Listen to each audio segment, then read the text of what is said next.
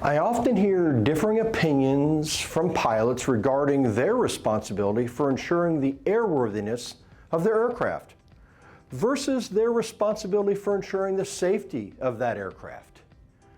Airworthy and in condition for safe flight may have different yet overlapping meanings per the federal aviation regulations. Let's take a few minutes to refresh our recollection. First, remember that per the CFR's, the Code of Federal Regulations, FAR Part 91.3A says that the pilot in command of an aircraft is directly responsible for and the final authority as to the operation of that aircraft. And this seems clear enough as it pertains to operation, actually flying the aircraft. But what about before we start an engine? What must we do to ensure the aircraft is both airworthy and in condition for safe flight? And for that, we're going to need to look at a couple of additional regulations. First, we're going to need to look at 91.403A. And it simply states that the owner or operator of an aircraft is primarily responsible for maintaining that aircraft in an airworthy condition. Primarily responsible for. And then Part 3.5 states that airworthy means the aircraft conforms to its type design and is in condition for safe operation. Note that the definition for airworthy contains two distinct elements.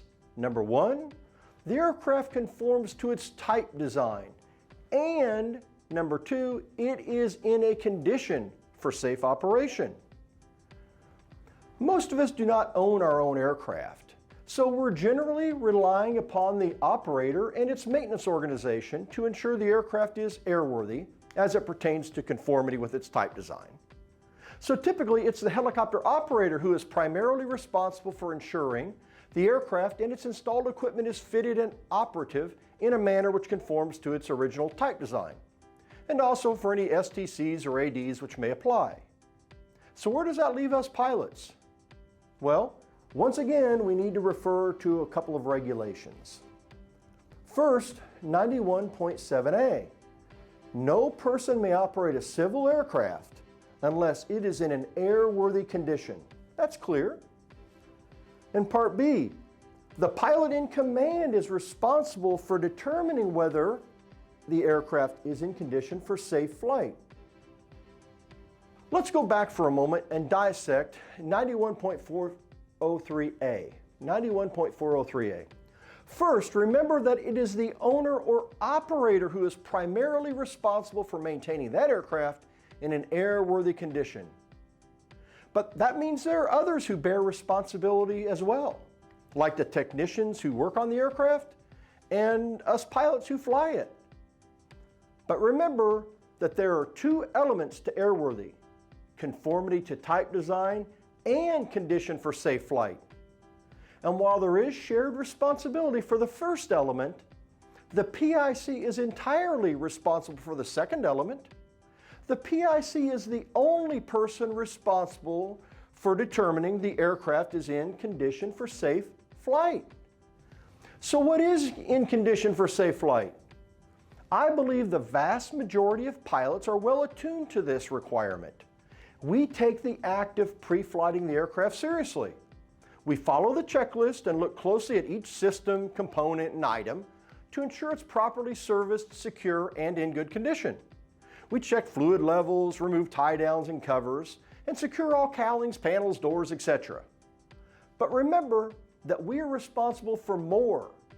We are the last person to review the paperwork to ensure that it is complete and accurate.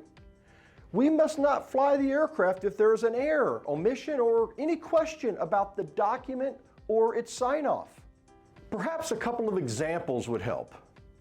Imagine that during pre-flight you discover an anomaly with the registration numbers on the aircraft.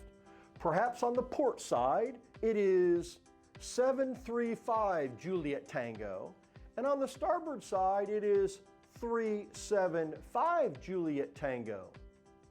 Now this disparity would render the aircraft unairworthy. But would that affect the aircraft's condition for safe flight? I don't believe so.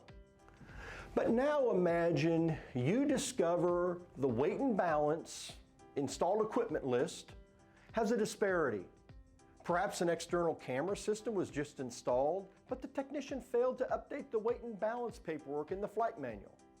I believe we would all agree that this situation would cause the aircraft to be both unairworthy and also not in a condition for safe flight, as we would not have the ability to correctly establish the mass or CG of the aircraft. We must all do our part to ensure the aircraft is both airworthy and in condition for safe flight. And as pilots, we're the final authority regarding the operation of the aircraft. So be alert and know your role, and please continue to take your responsibility seriously.